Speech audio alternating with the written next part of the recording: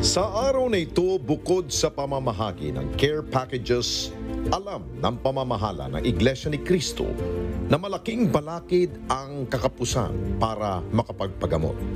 Kaya naman, malaking tulong ang isasagawa ngayong medical mission na bahagi ng worldwide lingap sa mamamayan para tugunan at mabigyan ng atensyong medikal ang ating mga kababayan dito sa Salam Compound.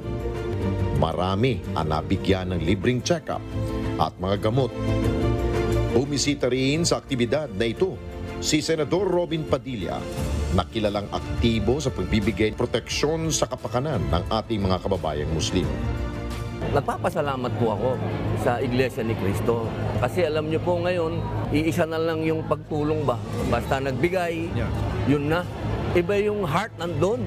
Iba yung nararamdaman mo, yung tao, mahal ka. Oo, kasi hindi ba ningas kugon? Hindi ba picture taking? Yun yung yun ang masarap eh. Hindi to kahapon lang. Tinuturing kaming pamilya.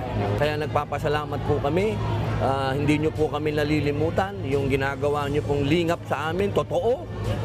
Nararamdaman namin. Lahat ng mga Muslim dito, hindi na magkaiba talaga. Nagpapasalamat kay Eduardo.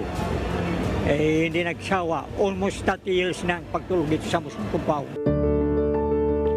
Panahon na para mamahagi ng mga care packages. Kitang-kitang saya ng ating mga kababayan. Ito laging sobra-sobra yung binibigay ninyong biyaya. Maraming salamat po kay Eduardo Manalo sa kada taon na pagbibigay ng saya po sa amin. Isa si Hasmen sa libu-libong pumila at nakatanggap ng care packages. At tulad ng marami, si Hasmen nakatagpo ng karamay sa hirap na kanilang pinagdaraanan. Para sa amin, malaki din makakain kami na maayos. Sobrang sarap na sa pakiramdam na may ganitong ocean lagi. Sobrang saya namin. Maraming salamat po sa Iglesia ni Cristo. Malaking tulong po sa amin ang lingap na aming natanggap. Kami pong lahat na kamusliman, hindi lamang po sa Pilipinas, kundi sa buong mundo, kami po ay nagpupugay at bumabati ng maligayang kaarawan sa ating pong mahal namin kapatid na Eduardo B. Manalo. Happy birthday po.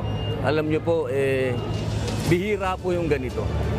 Minsan, nakasanayan na po ng mga Pilipino na kapag siya yung may birthday, siya yung nag-aabang ng regalo.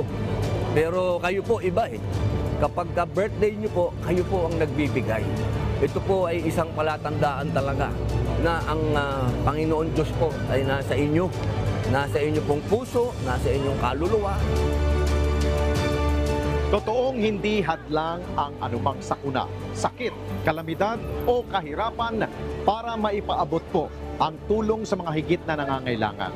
Sa panahon ng mga pagsubok, ang proyektong lingap sa mamamayan ng Iglesia ni Cristo ay lalo pang nagiging katuwang ng pamahalaan upang mag-abot ng tulong sa ating po mga kababayan.